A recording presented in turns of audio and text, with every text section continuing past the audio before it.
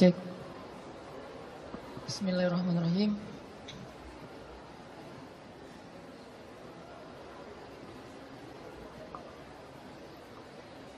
Assalamualaikum warahmatullahi wabarakatuh.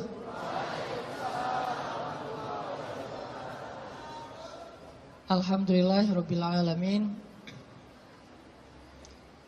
Alhamdulillahilladzi anzala as-sakinata fi qulubil mu'minin liyazdadu imanan ma'a imanihim. Asyhadu an la ilaha illallah wahdahu la syarikalah wa asyhadu anna Muhammadan abduhu wa rasuluhu la nabiyya ba'dah. Allahumma salli wa sallim wa barik ala sayyidina Muhammad wa ala alihi wa sahbihi wa man tabi'ahu ila yaumil qiyamah. Radina billahi rabba wa bi Muhammadin nabiyya wa bil islami dina.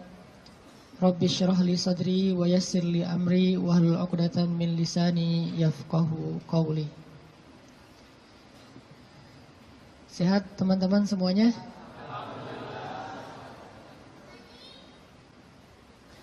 Kapan insyaallah? Akad maksudnya? Boleh saya tanya dulu, siapa yang baru nikah?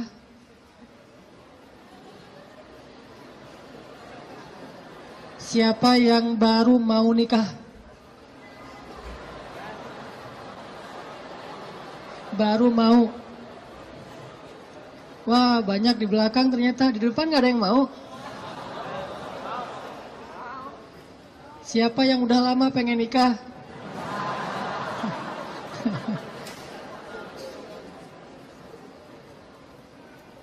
Kalau nikah tuh jangan kepengen ya. Langsung datang aja. Ditolak, datang lagi, ditolak, datang lagi. Kayak Julaibib. Pantang menyerah. Kita hari ini bahas apa? Jangan salah fokus. Fokusnya itu kalau di kamera yang otomatis itu adalah wajah ya. Jadi kan ada tuh kalau kita foto langsung nyari wajah. Kalau orangnya geser, fokusnya geser. Jadi dia nggak pernah gagal. Gak mungkin dia fokus ke wajah tiba-tiba ngambil sepatu gitu. Sepatunya pink misalnya. Gak mungkin kan? Artinya hari ini kita bahas tentang fokus dalam mencari cinta.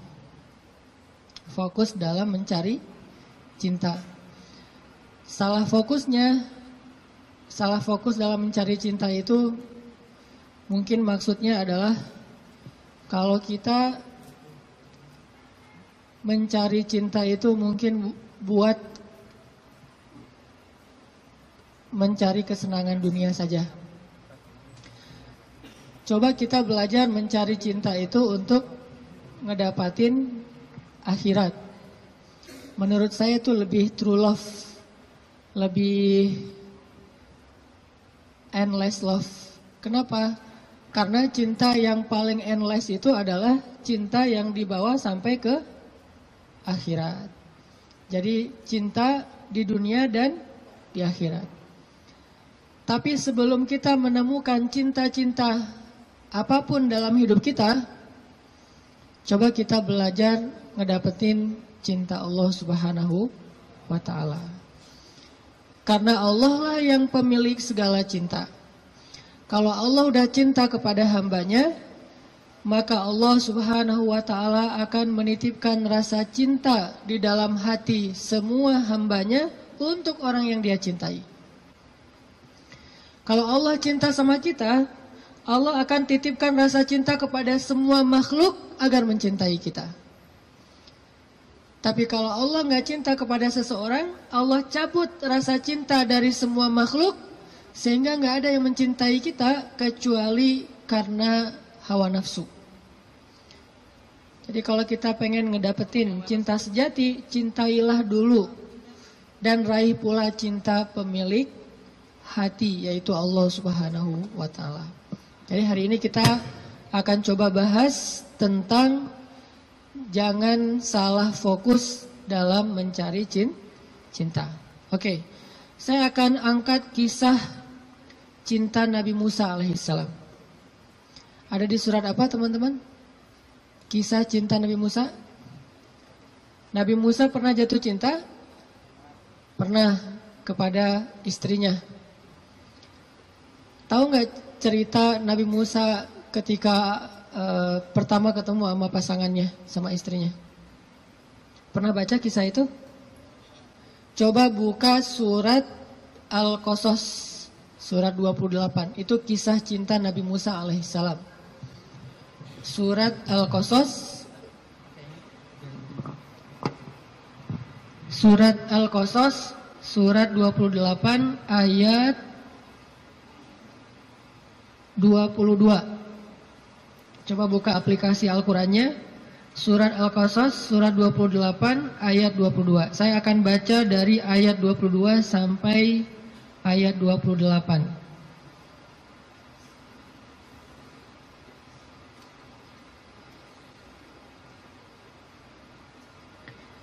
Surat Al-Qasas ayat 22 sampai 28. A'udzu billahi minasy syaithanir rajim. Bismillahirrahmanirrahim.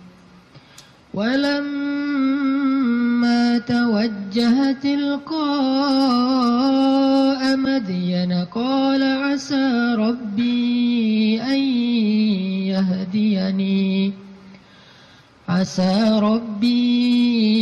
an yahdiyani sawa'as sabil. Walamma warada ma'a Madyana wajada 'alayhi ummatan minan nasi yasqun. ووجد من دونهم امرأتين تذودان قال ما خطبكما قالتا لا نسقي حتى يصدر الرعاء وأبونا شيخ كبير فسقى لهما ثم تولى إلى الظل فقال رب إني لما أنزلت إلي من خير فقير.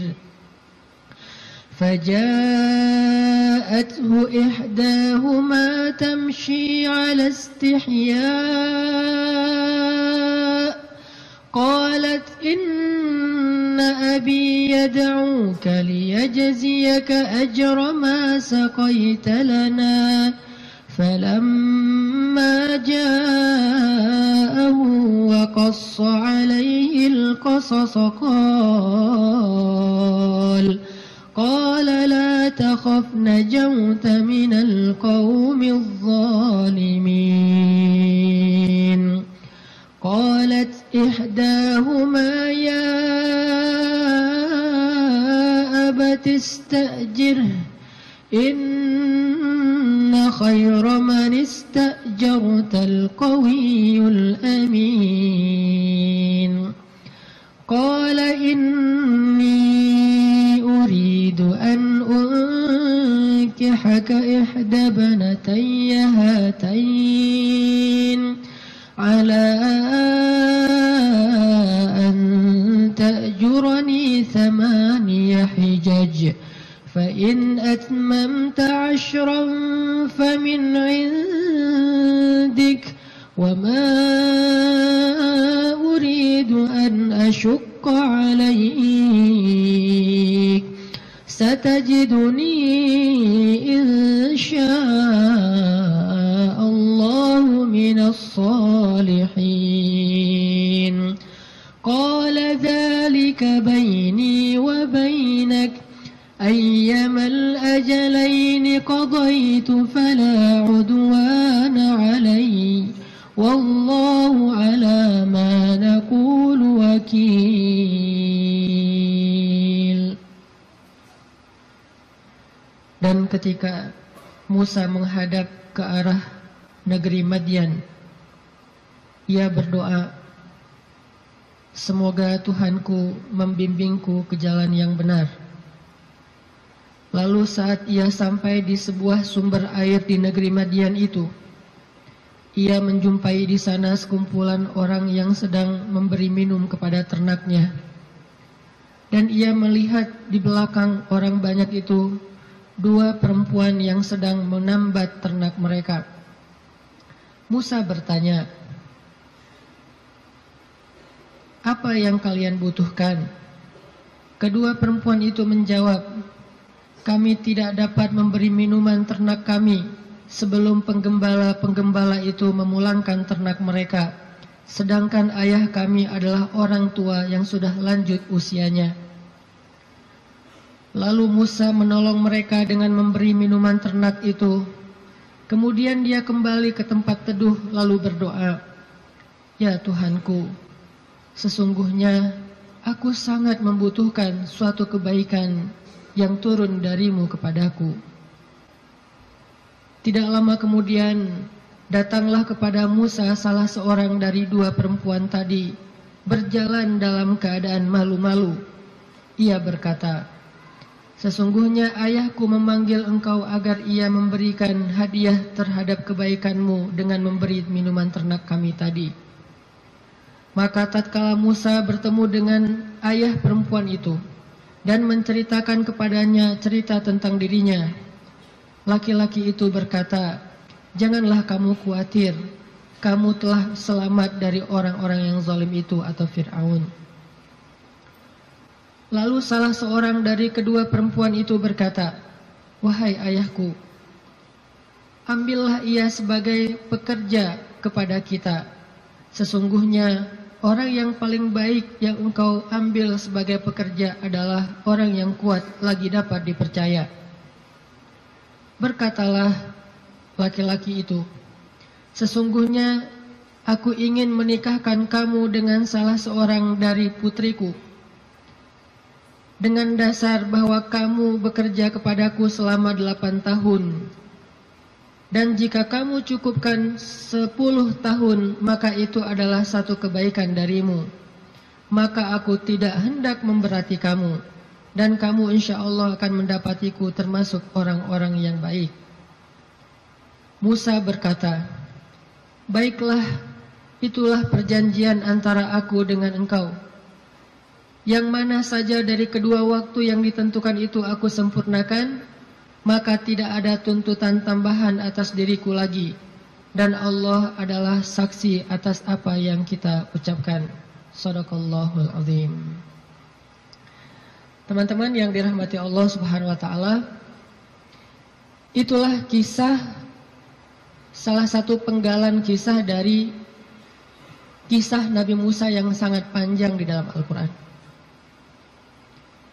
Nanti kita bisa melihat bagaimana Nabi Musa tetap fokus kepada cita-citanya, tetap fokus kepada keinginannya, tetap fokus kepada himmah, azam, apa yang selama ini dicari oleh Nabi Musa alaihissalam. Walaupun adegan hidupnya berubah-ubah.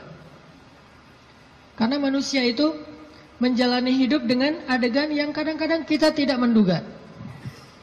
Saya merasa bahwa hidup saya itu penuh dengan kejutan dari Allah.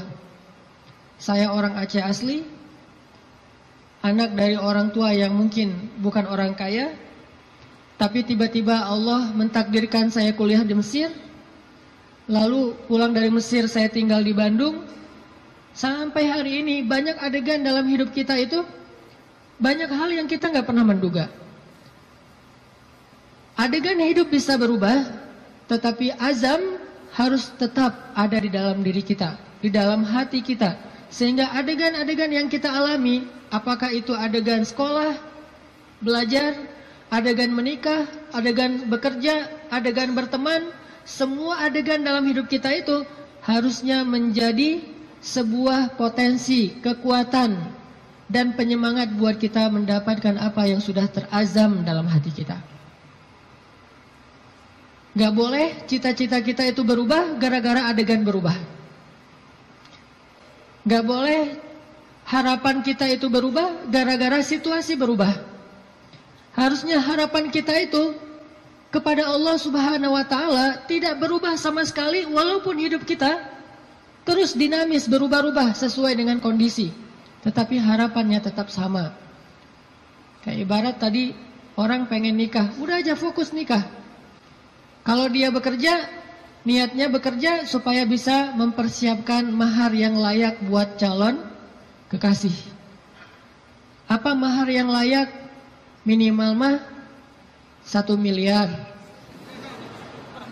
1 villa, ya, mobil Alphard.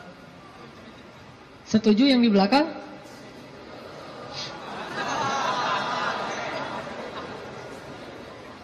Kalau nggak sampai segitu pun minimal 1 motor, rumah kontrakan, sama pendapatan yang cukup untuk kita berdua. Yang saya sebut dengan cukup, kadang-kadang cukup itu lebih baik daripada lebih loh. Benar nggak? Cukup lebih baik daripada lebih. Kalau kita lebih, kita akan beli piring 2, gelas 2, tempat tidur 2. Nggak seru kan?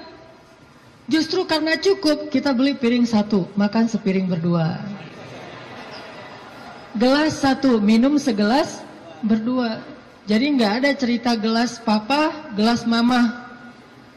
Yang ada adalah gelas kita. Kan suka ada tuh di rumah-rumah gelas papa, gelas mama kan ya. Beli di supermarket ditulis jelas itu. Ini punya siapa, udah di tag masing-masing. Kalau mama salah ngambil gelas, gelas papa dipakai sama mama, nanti diminta tukar. Mah itu gelasnya papa, oh ya maaf pak, salah, balik. Akhirnya mamanya minum kopi, papanya minum teh misalnya, kebalik kan? Harusnya gelas itu 1 berdua. Tolong yang mau nikah ya, di rumah siapkan hanya 1 gelas. Sisanya dikotakin aja, kalau ada tamu baru dikeluarin. Yang kita pakai sehari-hari hanya 1 gelas. Itu cinta yang nyunnah. Karena Nabi minum hanya dari gelas yang bekas diminum oleh Aisyah. Kecuali kalau aku agak-agak susah ya. Kalau misalnya gelas, Nabi itu Aisyah minum, setelah selesai Aisyah minum, Nabi akan lihat mana bekas bibirnya Aisyah. Maka Nabi persis akan minum dari bekas bibirnya Aisyah. Masih mikir mau nikah? Kerja untuk mempersiapkan mahar yang layak, nafkah yang cukup. Sekolah untuk belajar bagaimana menjadi suami atau istri yang soleh-solihah. Jadi apapun adegannya, dia jadikan sebagai potensi, semangat, dan kebaikan untuk dia raih apa yang dia harapkan. Itulah Musa alaihissalam. Dia punya sebuah azam, dia punya sebuah cita-cita, ingin membebaskan Bani Israel dari perbudakannya Fir'aun. Ingin melakukan revolusi di negeri Mesir. Ingin mengajarkan kepada Bani Israel La ilaha illallah. Ingin mengajarkan kepada Bani Israel agama Yahudi. Sehingga adegan dia menikah pun, dia mencari seorang perempuan yang bisa mendukung dakwahnya. Jadi dia bukan mencari seorang perempuan yang hanya dia senangi saja. Bukan mencari seorang calon istri yang hanya ngeklik doang tuh di hatinya. Tapi dia mencari calon istri, selain ngeklik di hatinya, calon istri ini juga bisa melengkapi dia, menyempurnakan dia, dan menolong dia dalam segala urusan dakwah di jalan Allah Subhanahu wa Ta'ala. Ini namanya fokus. Jadi salah satu yang ditanya itu adalah, mungkin di antara CV yang perlu diketahui, siap enggak kalau ternyata suaminya ini aktivis dakwah? Siap enggak kalau suaminya ini misalnya harus aktif berdakwah, kadang-kadang berkorban dengan harta keluarga untuk kepentingan dakwah? Seperti Rasulullah SAW berdakwah didukung oleh Khadijah. Sungguh kalau tidak ada Khadijah, kayaknya dakwah Nabi itu juga bakalan banyak sekali masalah. Untung Allah Subhanahu wa taala memberikan pendukung pertama buat Rasulullah justru yang berasal dari rumahnya sendiri, kekasih sejatinya Rasulullah, yaitu Khadijah. Sehingga ketika Nabi berdakwah, yang mendukung dakwahnya Nabi itu justru Khadijah. Bayangin kalau Nabi berdakwah, justru yang memusuhi dakwah Nabi adalah istrinya sendiri, itu berat banget. Kayak Nabi Lut dan Nabi Nuh alaihissalam. Itu yang paling berat. Makanya kalau kita tadi baca di dalam surat Al-Qasas, kisah dakwah, kisah cintanya Nabi Musa alaihissalam dimulai dari kalimat yang ada di ayat 22. Asa Rabbi ayyahdiyani sawa as-sabil. Semoga Tuhanku akan membimbingku ke jalan yang lurus. Artinya Nabi Musa itu berserah diri kepada Allah. Ya Allah, kalau engkau pertemukan saya kepada seorang calon istri saya, pertemukanlah dengan seorang perempuan yang membuat saya tetap di jalanmu. Kalau engkau memberi saya pekerjaan dan rezeki, berilah saya pekerjaan yang membuat saya tetap di jalanmu. Kalau engkau memberikan saya teman dan sahabat, berikanlah saya sahabat dan teman yang membuat saya tetap di jalanmu. Intinya sawa asbil, ihdinas siratal mustaqim. Itu fokusnya Nabi Musa. Gak pengen gara-gara cinta akhirnya keluar dari sawa as-sabil. Gara-gara perasaan akhirnya keluar dari siratal mustaqim. Ini fokusnya Nabi Musa. Cinta anugerah dari Allah, tapi jangan sampai anugerah itu menjauhkan kita justru dari pemberinya. Ini fokus Nabi Musa. Asa Rabbi ayyahdiyani sawa as-sabil. Jadi kalau saya nanti ketemu keluarga baru, mudah-mudahan keluarga itu keluarga yang bisa membantu saya untuk terus berada di sawa as-sabil. Kalau saya ketemu calon suami, mudah-mudahan suami itu yang membimbing saya. Waj'alna lil muttaqina imama, membimbing saya tetap di sawa as-sabil, di jalan yang Allah ridhoi. Ini fokus. Dan kalau kita fokus di sawa as-sabil, gak usah khawatir, Allah punya banyak rencana baik untuk kita. Wa yamkurun wa yamkurullah, wallahu khairul makirin. Siapapun boleh punya rencana untuk menghalangi kita, tapi Allah adalah sebaik-baik pembuat rencana. Udah ikutin aja sawa as-sabil. Fokus di jalan yang lurus. Sawa itu bahasa lainnya istiwa. Atau dalam bahasa Arab kadang-kadang orang Arab suka nyebut dengan istilah khatul istiwa. Terus jadi bahasa Indonesia katulistiwa. Itu bahasa Arab. Katulistiwa itu dari kalimat khatul istiwa. Khat artinya garis, istiwa artinya lurus, garis lurus. Katulis, karena kita nggak bisa bilang kha jadinya ka. Khadijah jadinya Khadijah. Sama kayak misalnya orang Sunda nggak bisa bilang ain jadinya e. Ketika Nabi SAW manggil Aisyah, panggilan Aisyah siapa? Aish. Sampai di Sunda jadinya Eis. Itu bahasa Arab. Aish jadinya Eis. Jadi Eis itu aslinya Eisah. Aisyah. Tetaplah di sawa as-sabil, tetaplah di jalan Allah yang lurus. Enggak usah berbelok. Enggak usah keluar dari garis itu. Kalau udah terlanjur keluar, buru-buru balik. Karena Allah cuma memberikan jaminan kebaikan bagi orang yang tetap berada di sawa as-sabil.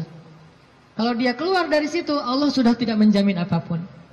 Kalau kita pengen hidup kita dijamin sama Allah, nggak bakalan kecewa, dikasih banyak kejutan, surprise yang luar biasa, gampang sebetulnya caranya. Tetaplah di sawa as-sabil, nggak usah melenceng.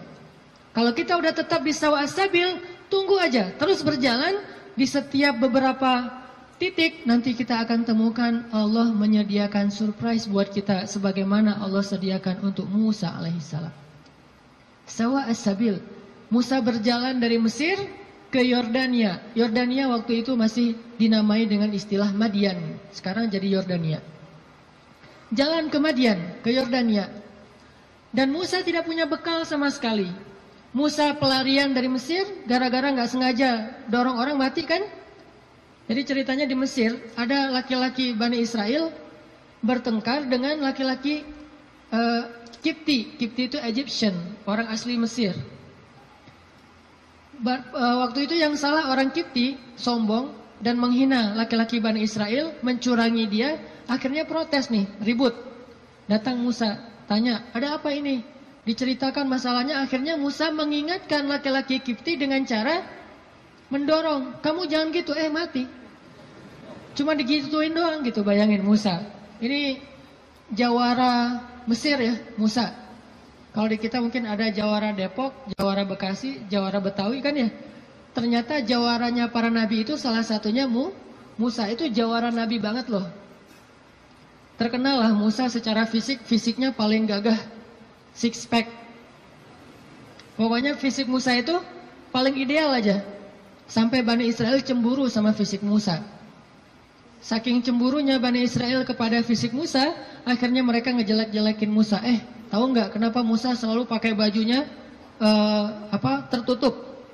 Nggak pernah pakai misalnya baju yang ketat atau cuma pakai celana doang biar nunjukin badannya bagus. Tahu nggak kenapa? Kenapa kata Bani Israel? Karena dia itu punya penyakit kulit. Difitnah Nabi Musa oleh Bani Israel. Saking Nabi Musa tertutup. Akhirnya Allah membebaskan Nabi Musa dari fitnah itu. Suatu saat Nabi Musa lagi mandi di sebuah oasis. Dia naruh bajunya di atas batu. Dia hanya mandi pakai celana. Dan itu bukan aurat bagi laki-laki. Karena badannya bukan aurat, perut bukan aurat. Dia mandi nih. Begitu selesai mandi, mau ngambil baju, ternyata batunya udah pindah. Nabi Musa ambil kayak semacam galah gitu. Dia tarik bajunya pakai galah. Pas dia mau narik bajunya pakai galah, batunya lari, membawa kabur bajumu Musa. Itu disebutin di akhir surat Al-Ahzab loh. Ini bukan dongeng, kisah Al-Quran. Walaupun kisahnya pendek, tapi ditafsirkan oleh hadis Nabi. Batunya lari tuh, bawa kabur bajunya Nabi Musa. Sehingga Nabi Musa ngejar-ngejar batu itu sambil mengatakan, hajar, thawbi, hajar, thawbi, hajar. Baju saya dibawa lari batu. Kan susah kan, baju batu. Nabi Musa ngejar-ngejar bajunya dibawa lari sama batu. Kemana batu itu lari bawa baju Nabi Musa? Ke tempat-tempat orang Bani Israel ngumpul. Cari mana skate park. Dia ke skate park. Skate parknya Bani Israel. Jadi anak-anak Bani Israel lagi main skate gitu. Batu lari. Wah, dijadikan obstacle gitu. Wah, ngetrik gitu ya. Ngetrik di atas batu. Jadi kickflip segala macam gitu, ngetriknya di atas batu, dikejar-kejar sama Musa. Kirain sama Bani Israel Musa juga lagi parkur gitu, ngejar-ngejar batu. Wah, Musa parkur, ternyata Musa tuh jago parkur, badannya bagus kan. Lewat tempat skate park, lewat lagi nanti tempat anak-anak main futsal. Musa lari, ternyata Musa pelari hebat, maraton gitu. Semua tempat-tempat ngumpul anak-anak muda Bani Israel tuh batu nyamperin gitu. Ada tempat futsal, tempat skatepark, kafe. Ada orang Bani Israel lagi ngopi-ngopi gitu, lagi ngobrol nggak jelas gitu kan. Lewat batu, Nabi Musa ngejar di belakang. Wis, Musa badannya bagus. Semua orang pada ngeposting hashtag Musa keren. Viral aja. Jadi viral bahwa Musa itu ternyata badannya keren banget. Di mana-mana di repost, jadilah selebgram. Followersnya nambah. Followers apa? Bani Israel yang kagum kepada Musa. Ini bahasa saya analogikan dengan kekitaan ya. Ini hanya analogi. Udah gitu, batu itu ternyata berhenti di tengah pasar Bani Israel. Berhenti di tengah pasar. Udah lari jauh, akhirnya berhenti. Musa datang ngambil baju langsung dipakai karena malu. Walaupun bukan aurat, Musa itu menjaga diri. Gak mau mentang-mentang badannya bagus tunjukin ke cewek-cewek. Nanti cewek, selfie misalnya. Musa itu seorang nabi, terjaga. Dia nggak mau kayak gitu. Kita belum juga six pack, baru two pack lah ya. Udah pamer, posting, langsung posting. Udah gitu edit dikit biar jadi three pack. Musa udah six pack masih ngejaga biar orang-orang tidak jadi fitnah pakai bajunya. Habis pakai baju karena marah sama batu, akhirnya dipukul tuh batu sama Musa sampai batu itu retak. Bayangin, batu gede loh. Ada yang pernah pukul batu retak? Batu bata kali ya. Batu beneran nih, retak, dan tangan Musa biasa-biasa aja. Itu kekuatan Musa, makanya dorong orang dikit mati. Mungkin kalau sekarang Musa itu kayak MMA lah ya, mixed martial art gitu. Jadi bisa semua jenis bela diri. Nah, artinya Musa alaihissalam lari dari Mesir gara-gara habis dorong orang, terus dia mati, nggak sengaja. Kata Musa, ini bukan salah saya, salah setan. Kan disebutin di ayatnya, masih di surat Al-Qasas atau di surat Toha. Ini bukan salah saya, salah setan. Bukan saya yang bunuh, setan yang bunuh dia. Jadi teman-teman, satu-satunya suuzon yang berpahala itu adalah suuzon sama setan. Itu berpahala banget. Satu-satunya husnuzon yang berdosa adalah husnuzon sama setan. Jangan salah-salahin setan, kasihan, masa dikambing hitamin? Enggak, setan memang harus disalahin. Jadi kalau ada apa-apa nih gara-gara setan nih, misalnya, aduh, auzubillahi minasyaitonirrajim gitu kan? Bahasa zikirnya gara-gara setan apa? Kalau bahasa sehari-hari, nih setan nih kerjaannya nih. Kalau bahasa zikirnya, auzubillahi minasyaitonirrajim. Enggak masalah. Jangan sembarangan nuduh setan buat jahat atau makar. Buktikan dulu gitu kan ya? Enggak, setan memang boleh disuuzonin, satu-satunya makhluk yang boleh. Lari dari Mesir. Enggak punya makanan, enggak punya bekal, enggak punya duit, pokoknya jalan dari Mesir ke Madian. Jalan kaki itu nggak punya bekal apa-apa, bayangin. Sehingga Musa berhari-hari hanya minum air, nggak makan apapun. Air karena gratis, begitu hujan dia minum. Ada genangan air kayak oasis gitu dia minum. Kalau makanan dia nggak mau, kenapa? Karena setiap dia menemukan kebun kurma, dia tidak menemukan pemiliknya, sehingga dia tidak berani makan satu butir kurma pun yang bukan miliknya. Musa alaihissalam. Sawa as-sabil, tetap di jalan Allah, jangan melenceng. Jangan bikin Allah kecewa. Jangan sampai kita ngelakuin sesuatu yang Allah itu nggak ridho. Makan, minum, ikhtiar, ta'aruf dan segala macam. Pokoknya sawa as-sabil. Kalau kita sawa as-sabil, nggak usah khawatir. Allah yang jamin. Musa lapar, nggak metik kurma sembarangan. Tetap aja biarin lapar. Sampai di Madian, dalam keadaan lapar banget. Hanya minum air putih selama beberapa hari belum makan.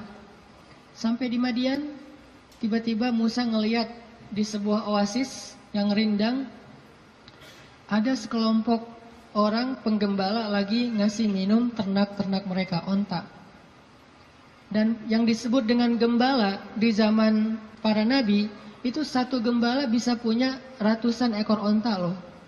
Jadi bayangin kalau ada 10 penggembala aja nih. Berarti lebih dari 1000 ekor onta. Dan tahu nggak berapa banyak onta kalau minum? Onta itu kalau minum hampir seperti gajah. Dan dia minum bukan karena haus. Dia minum itu karena menabung air. Dia nampung air di punuknya.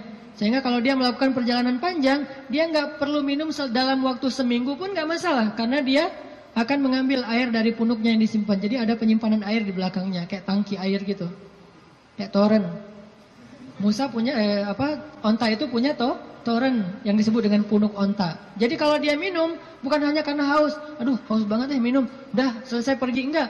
Haus banget minum. Udah gitu, kok masih minum? Nampung dulu di toren. Ditaruh di toren. Bayangin satu ekor onta punya satu toren. Ada 1000. Berapa lama nunggu ngantrinya tuh? Nah, waktu itu Musa ngelihat di antrian paling belakang ada 2 cewek.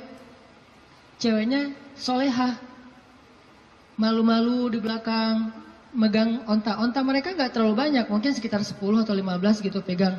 Tapi paling belakang nungguin sambil berdiri culang-cilang gitu. Gimana nih gitu-gitu kan bingung kan, cewek berdua di antara banyak cowok. Ini ciri-ciri calon istri ideal tuh gitu. Jadi kalau lihat cewek lagi culang-cilang, nah ini calon saya nih. Kemana Neng? Lagi nunggu angkot. Angkot kemana? Angkot ke Bandung. Ke Bandung mah nggak ada angkot dari Depok gitu. Naik kereta atau naik travel. Oh iya, saya nggak pernah ke Bandung. Ya udah saya temenin. Jangan gitu ya. Artinya ada ciri-ciri solehah, yaitu orangnya bingung karena malu, bukan bingung karena nggak paham ya, tapi bingung karena malu nih gimana nih, serba sering salah tingkahnya gara-gara malu. Kalau ada cowok-cowok, aduh gimana masuknya ya, cowok pada duduk semua di depan masjid, mau masuk ke masjid ada aja di teras banyak cowok, dia bingung. Itu calon istri ideal banget tuh. Jadi kalau ngelihat cewek kebingungan, berdoa pada Allah, ya Allah berikan saya seorang istri yang lagi kebingungan. Cari yang bingung-bingung gitu teh. Karena yang bingung itu pasti rasa malunya besar, kehormatannya luar biasa, menjaga diri. Kalau dia nggak menjaga diri mungkin nggak akan terlalu kebingungan. Dia akan walaupun nggak semua yang berani, yang cekatan itu berarti bukan orang soleha, bukan. Cuman salah satu cirinya itu adalah punya rasa istihya, malu-malu. Jadi kalau ngomong Assalamualaikum, Waalaikumsalam, ngomongnya membelakangi gitu ya. Itu salah satu ciri-cirinya. Pas ngeposting di Instagram kita stalking gitu, kita kepoin Instagramnya, ternyata fotonya semuanya foto bunga-bunga, nggak ada foto orangnya. Ada kaktus, ada apa gitu, foto-foto bunga. Kalau ada foto orangnya pun foto KTP. Hitam putih pula, segini, kayak orang foto paspor ya. Kalau pakai kacamata suruh buka kacamatanya. Terus disuruh deketin matanya, melotot lagi, baru difoto, posting di Instagram foto. Kalau gitu berarti beda lagi nih karakternya. Karakter yang istrinya Musa malu-malu di belakang, duduk aja berdua, nungguin. Akhirnya karena ngelihat ini perempuan kok ngantri berdua, Musa samperin. Datang Musa nanya, ma khatbukuma? Segitu doang pertanyaannya, jadi jangan panjang-panjang. Jangan nanya nomor handphone, jangan nanya akun Instagramnya apa, jangan basa-basi segala macam, jangan tiba-tiba pura-pura salah nomor telepon yang nyasar. Nanya aja, ma khatbukuma? Ada apa? Kenapa kayak gini? Kenapa di belakang? Kenapa? Bahasa sederhananya adalah kenapa kalian berdiri saja di sini? Ma khatbukuma? Apa masalah kalian?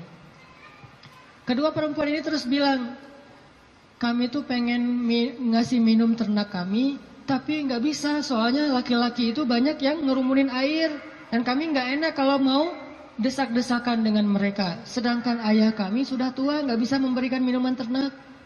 Musa melihat perempuan ini butuh pertolongan, akhirnya Musa ngambil ternaknya. Nggak banyak ngomong. Emang ternaknya namanya siapa? Salah tanya lagi kan ya. Basa-basinya lebay, salah. Udah aja ambil ternaknya, kemudian dibawa oleh Musa, diberi minum. Bayangin Musa yang dalam keadaan capek banget, lapar, perjalanan jauh, masih sanggup memberi minum ternak. Dan dulu cara ngasih minum ternak, itu ngambil timba, timbanya tuh kayak ember, kalau di kita ember, kalau orang Arab nyebutnya timba. Dalwun itu ember besar, dia ambil nggak pakai tali, turun ke dalam sumur, sumurnya besar gitu, ngambil air, naik lagi ke atas, ngasih minum kepada onta. Turun lagi ke bawah, naik lagi ke atas, bayangin tuh, lumayan kan? Buat latihan otot. Musa turun naik ke atas bawa minuman untuk ternak. Ada 10 onta, bayangin, minimal 10 ember. Dalam keadaan lapar, lemes, perjalanan jauh, lelah, kurang tidur.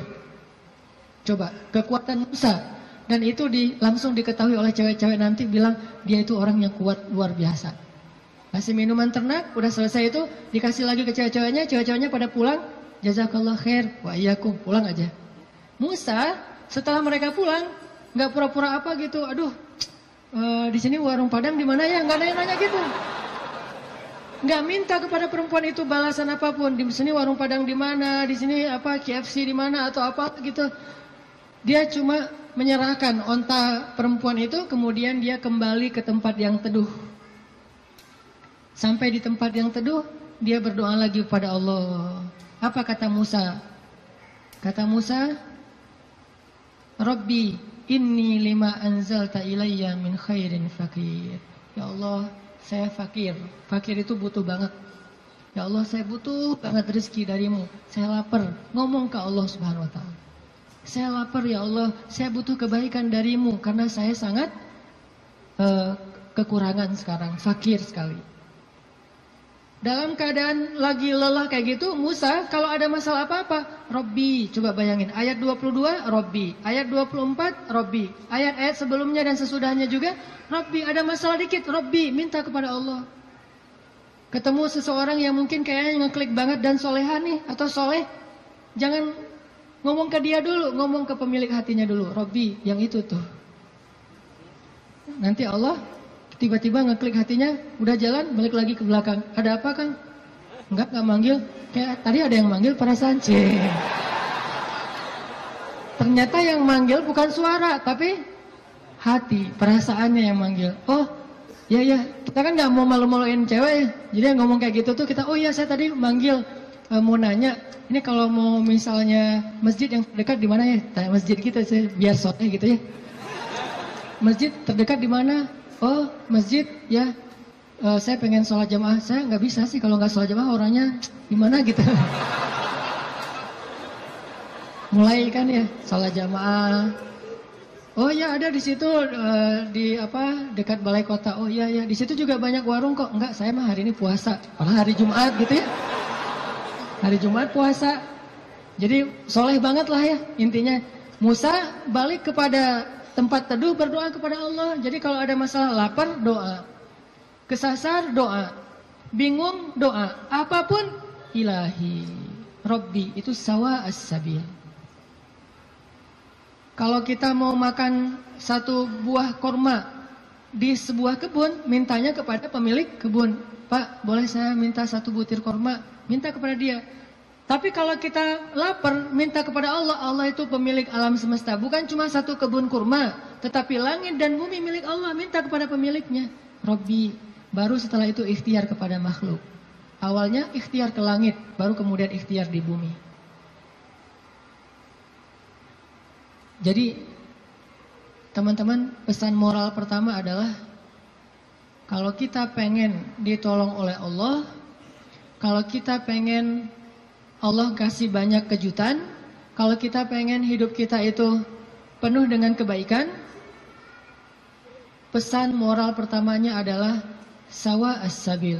Jangan keluar dari jalan Allah Subhanahu wa taala. Jalan Allah itu artinya syariat. Syariat itu dalam bahasa Arab artinya jalan hidup, the way of life, yaitu Islam. Jangan keluar dari jalan Allah. Tetap aja di situ. Pasti Allah kasih. Kalau pengen pas kita berjalan tiba-tiba ada kejutan dari langit, sawa as-sabil, tetap di situ, jangan kecewain Allah. Jangan sampai Allah Subhanahu wa taala ngelihat kita ngeposting sesuatu yang Allah nggak suka. Bayangin kalau Allah udah unfollow, semua akan unfollow. Tiba-tiba akun kita jadi kosong, nggak ada followers. Apa arti Allah unfollow? Bara'atum minallah. Awal surat At-Taubah. Allah berlepas tangan. Berlepas tangan bahasa sosmednya unfollow. Lebih parah lagi kalau Allah sudah ngeblok. Khatamallahu ala qulubihim. Udah unfollow, diblok pula. Jadi kita japri nggak masuk, contrengnya cuma satu, udah diblok. Kita telepon, dialihkan ke nomor yang lain. Kita DM nggak masuk juga, artinya kita diblok. Request nggak di respon. Artinya jangan sampai Allah ngelihat postingan kita yang keluar dari apa yang Allah izinkan, sehingga akhirnya Allah nanti unfollow kita, ngeblok kita, menjauh dari kita, berpaling dari kita. Siapa lagi yang bisa menolong kita setelah Allah? Ini pesan moral pertama tuh, tetap sawa as-sabil. Apapun masalah kita, dalam pekerjaan, gimana pun sulit, jangan sampai kita melanggar. Jangan sampai kita pakai jalan pintas. Jodoh juga gitu, gimana pun sulit, jangan pakai jalan pintas. Rezeki, jodoh, sekolah, belajar, keluarga, teman, apapun, sakit, sawa as-sabil. Nanti Allah akan nyediain buat kita hal-hal yang kejutan. Pesan moral kedua, selama kita sawa as-sabil, terus minta sama Allah. Karena berdoa itu walaupun belum dikabulkan, tetap dia ibadah. Doa itu ibadah, teman-teman. Jadi kalau ada orang yang bilang, jangan banyak-banyak doa, malu sama Allah, mending kita beramal aja. Berarti dia nggak paham. Kalau doa itu dalam Islam, sama seperti orang sholat sunnah 2 rakaat. Makin dia banyak berdoa, makin Allah sayang sama dia. Beda dengan manusia, kalau kita banyak minta, dia jadi kewalahan, jadi malas, sebel gitu. Minta aja nih orang. Kalau dengan manusia kita banyak minta, dia menjauh. Kalau Allah kita banyak minta, Allah mendekat. Allah senang kepada hamba yang meminta. Masalah sepele, garam kata Nabi. Mintalah kepada Allah walaupun cuma garam. Jadi lagi masak, gak ada garam. Ya Allah, garam. Minta sama Allah. Udah gitu baru beli di warung. Minta dulu. Kenapa minta kok beli di warung? Karena bisa jadi kalau kita hanya membeli garam di warung, lalu kita masak, kita tidak dapat pahala doa. Sedangkan kalau kita berdoa dulu baru beli garam, kita dapat garam plus pahala doa. Dan Allah kasih keberkahan di dalam garam itu. Siapa tahu pas lagi datang ke warung beli garam, yang nungguin warung si Neng. Bukan emaknya ya. Mau beli garam, oh kenapa masak kurang garam ya? Tadi minta sama Allah, ya udah gratis aja deh gitu. Bisa. Atau bisa juga, udah besok-besok gak usah masak sendiri, biar saya masakin. Kode keras ya. Tapi gak mungkin juga kayak gitu. Artinya teman-teman, minta sama Allah. Ada masalah dikit, ya Allah. Coba, ini benar-benar jadi kayak habit kita ya. Ya Allah itu jadi habit, ya Allah, ya Allah. Dikit-dikit, ya Allah, dikit-dikit, ya Allah. Dan Allah tuh senang banget digituin. Gak repot sama sekali. Walaupun Allah itu sibuk, tapi Allah nggak repot. Kulla yawmin huwa fi sya'n, fabi'ayyi ala'i rabbikuma tukadziban. Setiap hari Allah itu sibuk. Arti sibuk, sibuk memberikan apa yang diminta oleh hamba-hambanya. Sibuk mengurus hambanya. Emang Allah senang kok ngurus kita. Jadi kalau kita minta ke Allah itu Allah kayak, ada apa hambaku senang gitu. Bayangin. Walaupun gak tepat, tapi Allah lebih senang. Walaupun analogi ini gak tepat, tapi kurang lebih bisa kita bayangin. Allah itu lebih senang kepada hambanya yang meminta kepadanya daripada seorang pelayan di sebuah restoran, di sebuah kafe, yang ketika kita minta sesuatu dia tersenyum, dia ada apa Pak, langsung nyatet, langsung dikirim ordernya. Allah lebih senang dari itu. Dan salah satu di antara Nabi yang paling suka berdoa kepada Allah itu siapa teman-teman? Nabi Ibrahim. Allah menyebutkan Ibrahim itu Inna Ibrahim la'awwahun halim. Awwahun. Awwah itu bukan awah ya. Awah itu beda ya. Kalau awah justru enggak. Kalau awah mau. Awwahun artinya da'a, suka berdoa. Ibrahim itu ada masalah dikit, ya Rabbi, doa. Makanya Allah banyak ngasih kejutan buat Ibrahim. Dengan istri pertamanya Sarah, dengan istri keduanya Hajar, dengan anak pertamanya Ismail, dengan anak keduanya Ishak, dengan cucunya Yakub, dengan cicitnya Yusuf. Banyak Allah kasih kejutan buat Ibrahim. Kenapa? Karena Ibrahim sawa as-sabil dan da'a, selalu berada di jalan Allah dan selalu minta sama Allah. Allah itu cemburu kalau kita minta kepada makhluk duluan sebelum Allah. Cemburu kalau kita nyebut nama makhluk duluan sebelum Allah. Cemburu kalau kita berterima kasih kepada makhluk duluan sebelum bersyukur kepada Allah. Allah itu cemburu. Dan Allah layak untuk cemburu. Sehingga kalau kita minta ke Allah duluan, Allah senang banget. Ya Allah, saya lagi kayak gini, sebutin. Baru ikhtiar. Jadi sehari-hari itu jadikan habit kita itu da'a, dikit-dikit Rabbi, Ilahi, Ya Allah, Ya Tuhanku, gitu. Sehingga Musa pas lagi perjalanan dari Mesir ke Madian, Rabbi, asa ayyahdiyani sawa as-sabil, beri saya jalan yang lurus. Pas sampai di Madian, Rabbi, ini bima anzaltani min khairin faqir. Ya Allah, saya butuh sekali rezeki, saya udah lapar, udah berhari-hari gak makan. Tiba-tiba datanglah kejutan yang ditunggu-tunggu Musa. Salah satu dari dua cewek tadi yang ngasih minuman ternak, datang lagi nih. Datangnya gimana? Disebut di ayat 25. Faja'athu ihdahuma tamshi 'ala istihya. Datanglah salah satu dari dua perempuan itu berjalan dalam keadaan malu-malu. Tadi itu. Sampai dalam Islam ada kode. Kalau cewek ditanya pendapatnya setuju apa enggak dilamar oleh seorang perempuan, maka jawaban iyanya seorang perempuan itu adalah diam. Sedangkan laki-laki kalau diam berarti enggak. Kalau perempuan kalau diam berarti ya. Kalau dia, oh berarti itu ya, husnuzon aja. Jadi kalau nanya, Neng gimana mau sama saya? Dia belum sempat mikir, oh berarti mau ya. Ya. Kan diam tadi teh. Jadi diam seorang perempuan kata Nabi adalah ridho. Diamnya adalah ridho. Karena kalau dia tidak ridho, dia mungkin akan merespon dengan bahasa-bahasa yang baik. Atau bahasanya bukan diam, pasrah. Saya ikut aja gimana emak sama abah gitu. Ini berarti ridho. Bukan berarti dia, kamu kok gitu sih sama aku, kamu nggak sayang, nggak cinta dan segala macam gitu. Dia mah nggak akan ngomong kayak gitu. Dia diam atau dia bilang ya udah ikut aja, berarti dia ridho. Itu sifat perempuan yang sebenarnya. Pada dirinya itu ada malu. Dan malu by the way teman-teman, pada diri perempuan adalah mahkota.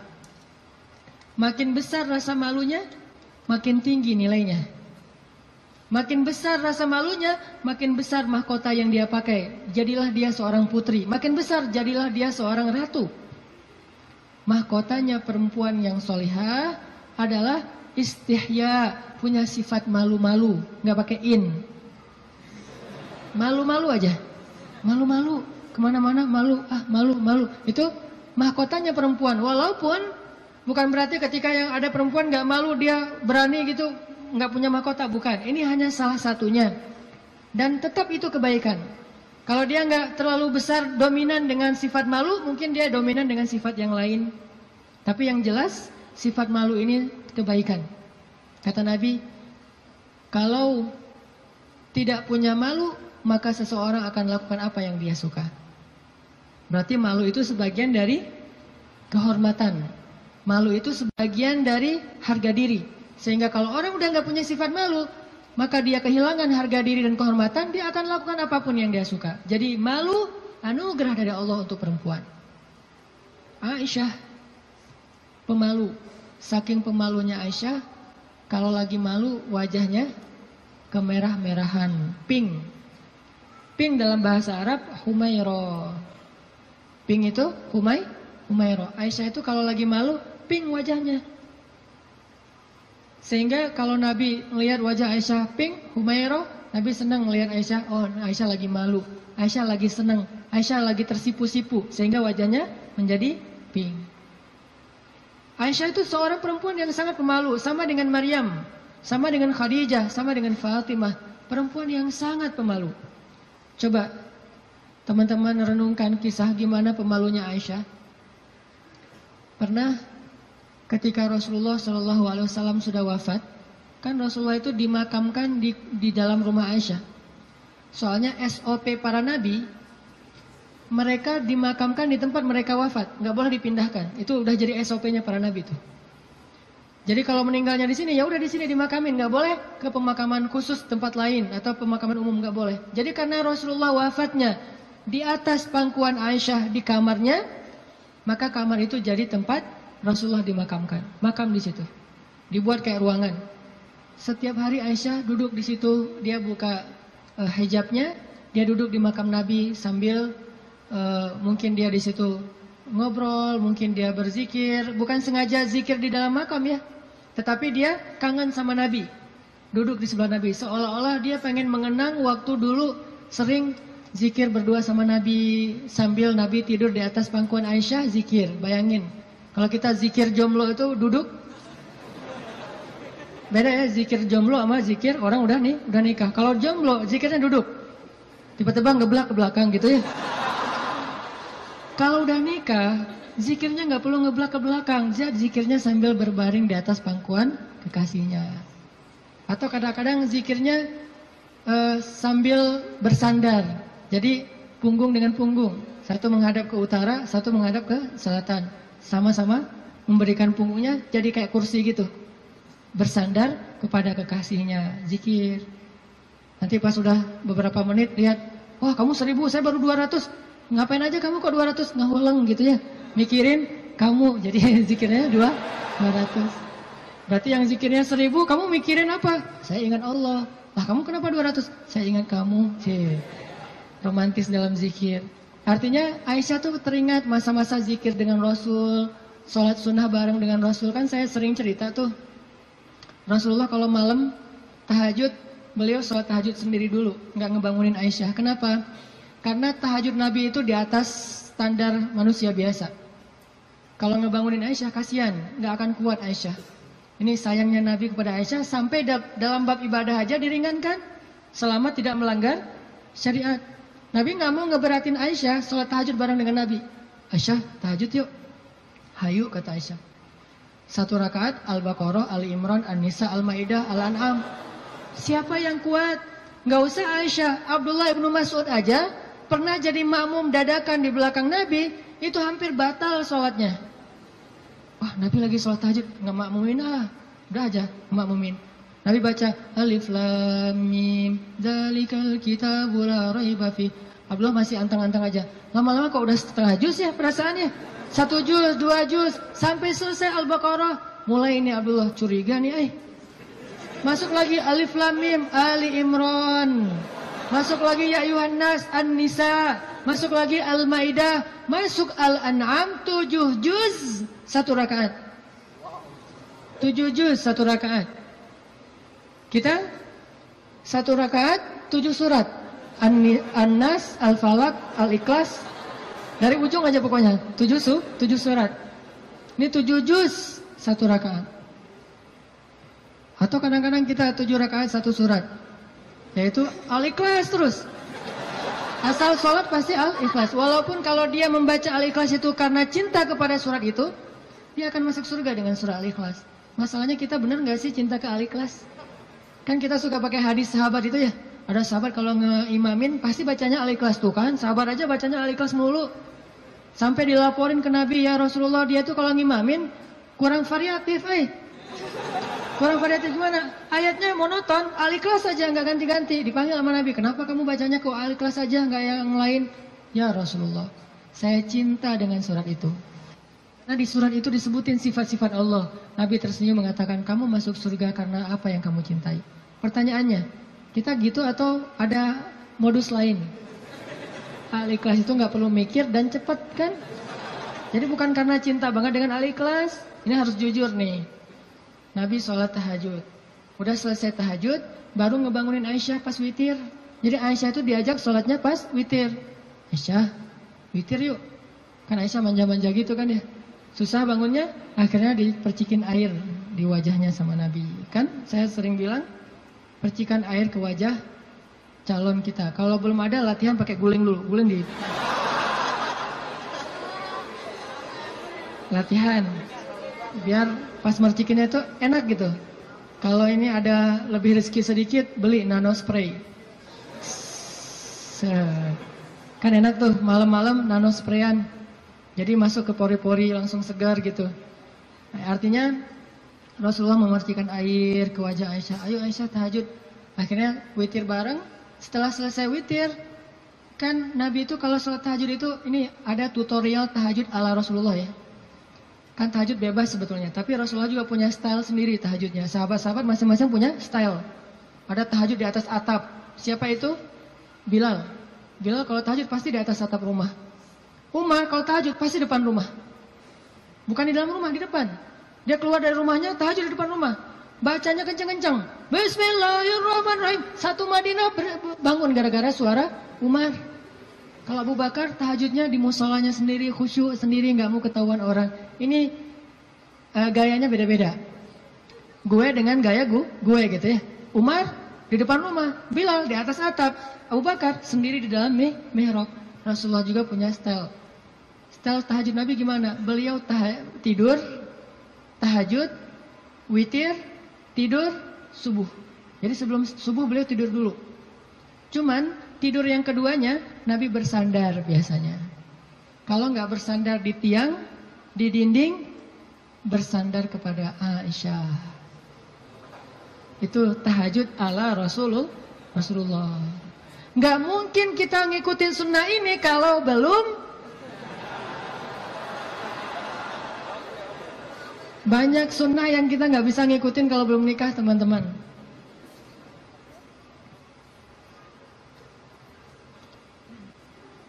Ya, Waktu jam 11.25. Sebentar lagi ya, 5 menit aja lagi. Ini kisah Musa. Lanjut ya, dipotong ya.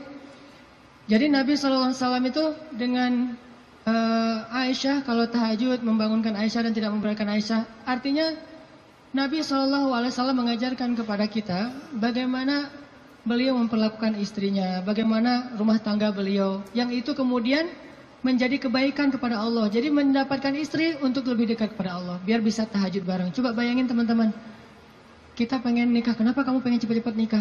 Karena pengen buka puasa berdua. Bentar lagi Ramadan nih, masa puasa sahur masih sendiri kan? Kenapa kamu pengen nikah? Pengen tahajud berdua. Kenapa kamu pengen nikah? Pengen ngaji berdua, store hafalan. Suaminya hafal surat Al-Ikhlas, store gitu ke istrinya. Kan baru hijrah, Al-Ikhlas dulu kan? Al-Fatihah, Al-Ikhlas. Nanti istrinya store-nya apa? Surah Al-Isra. Ternyata istrinya hafizah. Ya, suaminya baru hijrah. Jadi Al-Ikhlas versus Al-Isra. Beda banget kan? Al-Ikhlas juga masih banyak salah. Kulawahan gak lewat-lewat gitu. Atau kuliah ayyuhal kafirun gak khatam-khatam, muter. Kan la abudu mata abuduan terus aja di situ kan? Ini karena belajar, baru belajar. Istrinya udah Al-Isra, Maryam, Toha, Qasas segala macam. Kenapa pengen nikah? Karena pengen bareng mendekat kepada Allah SWT. Itu yang di Musa cari. Akhirnya perempuan itu datang menemui Musa, sebagaimana Aisyah sangat pemalu. Tadi nggak tuntas ceritanya, next time insya Allah. Datanglah perempuan itu kepada Musa bilang, ayahku pengen ngundang kamu dinner di rumah. Itu bahasa kita mah. Di dinner atau lunch lah di rumah, makan siang gitu. Kayaknya sih dinner, udah sore soalnya. Makan malam di rumah. Oh iya, jalan nih. Tahu gimana cara jalannya? Musa di depan, cewek itu di belakang. Enggak dibalik, cewek di depan, Musa di belakang. Enggak. Etika jalan laki-laki perempuan yang belum muhrim, perempuan di belakang, laki-laki di depan. Supaya apa? Supaya tidak melihat bagaimana cara jalannya. Terus kan Musa nggak tahu rumahnya kemana, gampang. Tinggal di Sherlock aja. Kalau nggak Sherlock, kitanya yang jadi Google Map gitu. Jadi kayak Waze gitu. Belok kanan, turn right, turn left, after one, gitu. Tinggal Musa belok kanan, belok kiri. Yang penting Musanya di depan, perempuan itu di belakang.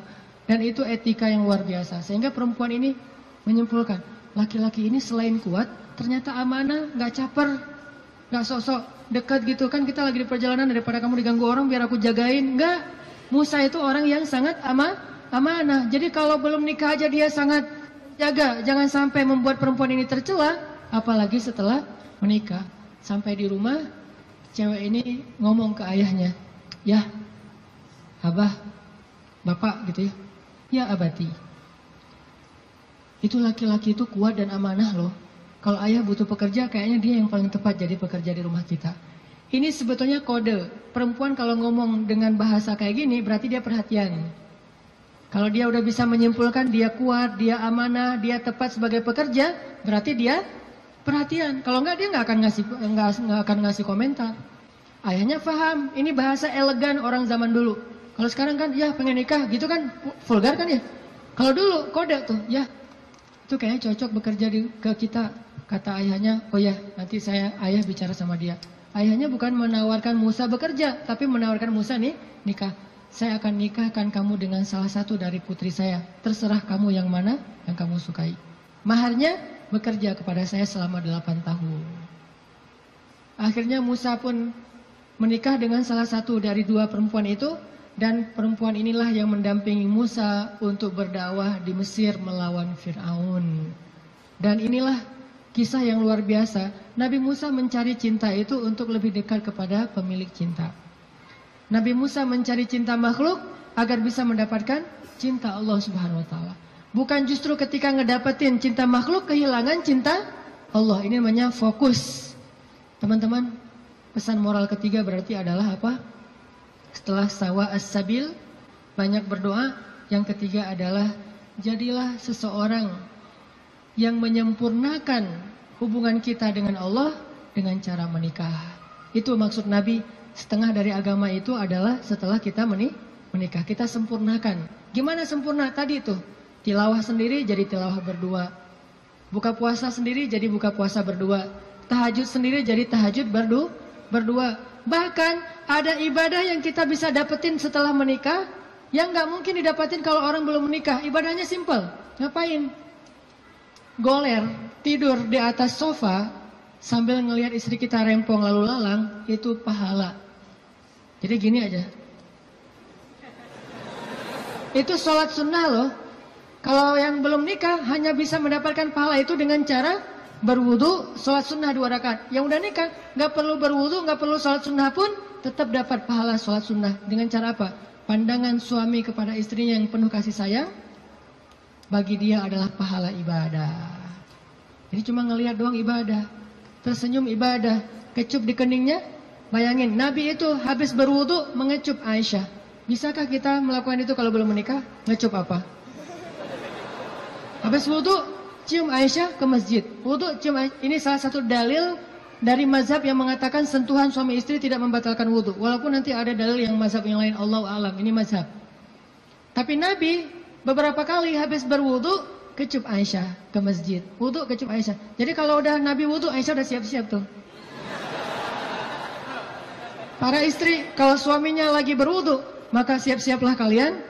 Karena sebentar lagi dia akan ke masjid. Dan lupa mengecup gitu. Biasanya kalau habis wudu Nabi itu ngecup istrinya, dikecup di keningnya atau di pipinya ke masjid, kecup kening pipi ke masjid. Itu sunnah pahala yang tidak didapatkan kecuali dengan menikah. Setengah dari agama itu ada di dalam pernikahan, sisanya ada dalam status jomblo. Setengah-setengah lah ya. Jadi kalau mau utuh, pernah mengalami masa jomblo yang berat gitu, derita jomblo kifarat dosa kan ya. Setelah itu nanti mendapatkan setengahnya lagi setelah saya terima nikahnya Fulanah binti Fulan dan seterusnya. Itu teman-teman, maaf nggak tuntas cerita musanya. Insya Allah nanti dilanjutkan di kesempatan yang lain, bisa lewat streaming mungkin atau dalam kesempatan-kesempatan yang lainnya. Barakallah. Assalamualaikum warahmatullahi wabarakatuh.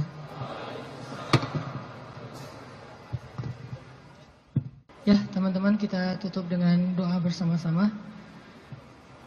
A'udzu billahi minasy syaithanir rajim.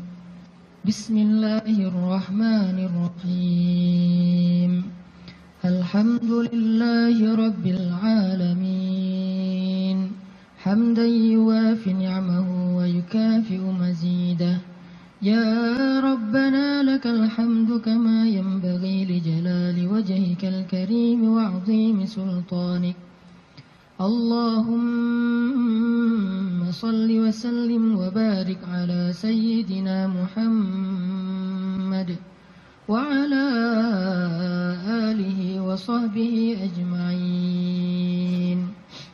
Allahumma ighfir lana dhunubana. Allahumma ighfir lana dhunubana. Allahumma ighfir lana dhunubana wa liwalidayna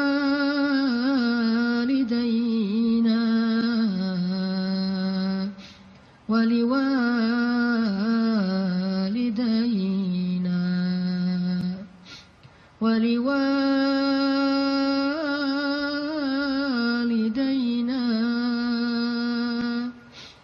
wa liwalidayna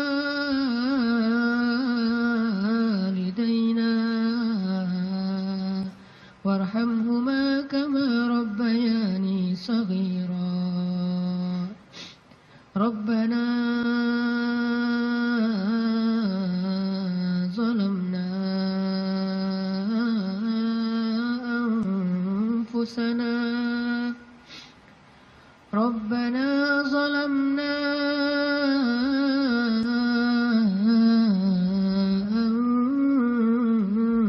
anfusana.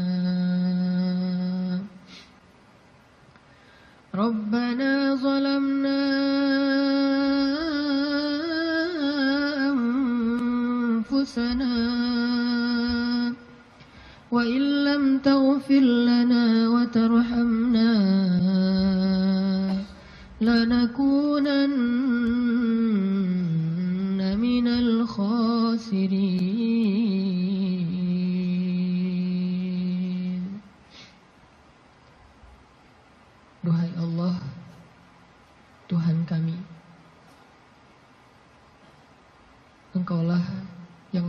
pencipta. Engkaulah yang maha kuasa. Engkaulah yang maha memelihara. Duhai Allah, pemilik langit dan bumi, semua yang ada, semua ini hanyalah milik-Mu ya Allah. Engkau yang maha kaya, sedangkan kami fakir di hadapan-Mu ya Allah. Engkaulah yang maha kuasa, sedangkan kami tidak berdaya di hadapan-Mu ya Allah. Engkau yang maha tinggi, Engkau yang maha mulia, sedangkan kami rendah dan hina di hadapan-Mu ya Allah. Engkau maha baik, sedang kami banyak dosa ya Allah. Engkau yang maha mencukupkan segala kebutuhan, sedangkan kami kurang tanpa-Mu dan butuh Engkau ya Allah. Engkau yang maha indah, Engkau yang maha terpuji, Engkau yang maha bijaksana, Engkau yang maha tahu, sedangkan kami bodoh, tidak tahu apapun ya Allah. Ilahana, ajarkan kami iman, beri kami hidayah ya Allah. Jika Engkau memberikan kepada kami dunia dan seisinya, tetapi Engkau tidak memberikan iman, sungguh kami menjadi orang yang rugi. Tetapi jika Engkau beri kami iman, walaupun tidak Engkau berikan dunia dan apapun juga selainnya, pasti kami menjadi orang yang bahagia. Beri kami iman sebelum dunia ya Allah. Beri kami iman sebelum harta ya Allah. Beri kami iman sebelum cinta makhluk ya Allah. Beri kami iman sebelum keluarga ya Allah. Beri kami iman sebelum ilmu ya Allah. Beri kami iman sebelum segala sesuatu dalam urusan dunia ya Allah. Karena tanpa iman, dunia hanyalah menjadi jalan kehancuran bagi kami. Tapi dengan iman, dunia menjadi anugerah dan kebaikan untuk kami. Ilahana, beri kami iman, beri kami hidayah. Tetapkanlah iman di dalam hati kami sampai akhir hayat kami ya Allah. Ajarkan kami iman di dalam setiap majelis-majelis ilmu ya Allah. Ajarkan kami iman dalam setiap ruku dan sujud ibadah kami. Ajarkan kami iman dalam setiap ketentuan takdir-Mu ya Allah. Engkaulah yang maha bijaksana.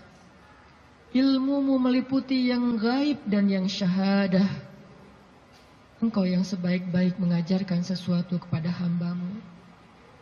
Ajarkan kami iman ya Allah, yang tidak bisa diajarkan oleh siapapun setelah Engkau ya Allah.